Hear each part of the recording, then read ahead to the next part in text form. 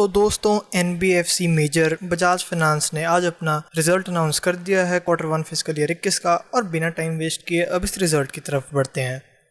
तो यहाँ पर आप देख सकते हैं कि जो इस बारी का NII यानी कि नेट इंटरेस्ट इनकम है वो रहा है 4152 करोड़, जो कि हमारी एक्सपेक्टेशंस के एकदम इनलाइन था। और ये क्वार्टर किया फॉल, बट जबकि ईयर ऑन ईयर बेसिस पे ये किया राइज। तो ये नेट इंटरेस्ट इनकम क्या होता है? तो बजाज फाइनेंस क्या करता है कि ये बैंक से उठाता है लोन 7-8% पर और आप लोगों को देता है 10% पर। तो जो इनका बीच का मार्जिन हुआ ना, यही होता है नेट इंटरेस्ट इनकम। तो जो इनकी इनकम निकल के आती है इसे ये कह देते हैं नेट इंटरेस्ट इनकम। और अब बात करते हैं प्रॉफिट के बारे में। तो इस बार इस एनबीएफसी मेजर का प्रॉफिट रहा 962 करोड़, जो कि एक्सपेक्टेशन से थोड़ा सा ज़्यादा था। और ये क्वार्टर भी अप रहा, बट जब हम ईयर ऑन ईयर की बात करें तो ये डाउन रहा। तो क्वार्टर तो पहले से ही डिप था, क्योंकि उस टाइम तक कोरोना वायरस आ चुका था, ठीक है।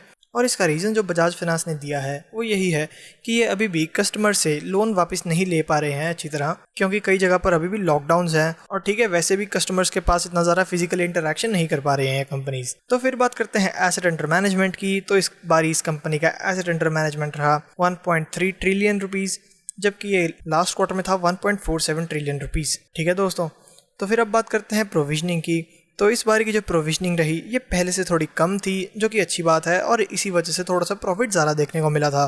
प्रोविजनिंग कम होने का मतलब ये भी हो सकता है कि शायद अब एनबीएफसी मेजर ने काफ़ी सारे पहले से ही अकाउंट्स में प्रोविजनिंग कर रखी थी। मतलब अब उन्होंने काफ़ी ज़्यादा अकाउंट्स आइडेंटिफाई कर दिए हैं जो कि डिफ़ॉल्ट कर सकते हैं पेमेंट के लिए, और इसीलिए ये प्रोविजनिंग थोड़ी कम की गई है। और ये ईयर ऑन ईयर की बात करें तो ये तो बहुत ही ज़्यादा इंक्रीज़ है। ये सब कोरोना वायरस का इम्पैक्ट था। आरबीआई ने मैंडेट किया था एनबीएफसीज को और बैंक्स को कि आप प्रोविजनिंग कोरोना वायरस के रिलेटेड कर ही लेना। तो यहाँ आप देख सकते हैं कि Q4 से ही प्रोविजनिंग काफ़ी ज़्यादा हो चुकी थी। ये वही रीज़न है जो आरबीआई ने कहा था इन्हें, ठीक है। तो अब बात करते हैं बजाज फाइनेंस की कैपिटल एडिक्वेसी रेशियो के बारे में। तो इस बार जो बजाज फाइनेंस का कैपिटल एडिक्वेसी रेशियो है वो रहा 26.4%, जो कि पहले से 25% से अच्छा है, और ये ईयर ऑन ईयर बेसिस पर भी इम्प्रूव हुआ है। तो कैपिटल एडिक्वेसी रेशियो का मतलब आप ये समझ लो कि जितनी ज़्यादा इस एनबीएफसी की कैपिटल एडिक्वेसी रेशियो होगी ना, उतना ही ज़्यादा ये एनबीएफसी स्ट्रॉन्ग है। तो अभी आप देख सकते हैं बढ़ती आपको दिख रही है। और वैसे भी जो मिनिमम कैपिटल एडिक्वेसी रेशियो है ना एनबीएफसी के लिए, वो है 15%। और वहीं बजाज फाइनेंस की 26.4% एक काफ़ी ज़्यादा स्ट्रॉन्ग सिग्नल देती है मार्केट को कि इनके पास काफ़ी ज़्यादा कैश रिजर्व्स हैं और इन्हें कोई घबराने की ज़रूरत नहीं है। और अब देख लेते हैं थोड़े से की हाइलाइट्स के बारे में। तो इस बार इस कंपनी ने कहा है कि जो इनके न्यू लोन्स थे वो 76% डिक्लाइन कर चुके हैं टू 1.75 मिलियन, जो कि लास्ट ईयर में थे 7.27 मिलियन, ठीक है। ये मैं आपको रुपीस की बात नहीं कर रहा हूँ, ये मेरे ख्याल से बात कर रहे हैं जितने लोन इन्होंने टोटल दिए हैं, ना कि उनकी वैल्यू की। तो सेकंड बात इस कंपनी की अच्छी रही कि जो इस बार जीएनपीएस थे यानी कि ग्रॉस नॉन परफॉर्मिंग एसेट्स और नेट नॉन परफॉर्मिंग एसेट्स, ये भी इंप्रूव होते दिख रहे हैं और ये रिड्यूस हो चुके हैं to 0.20 and 0.14% year on year basis पर।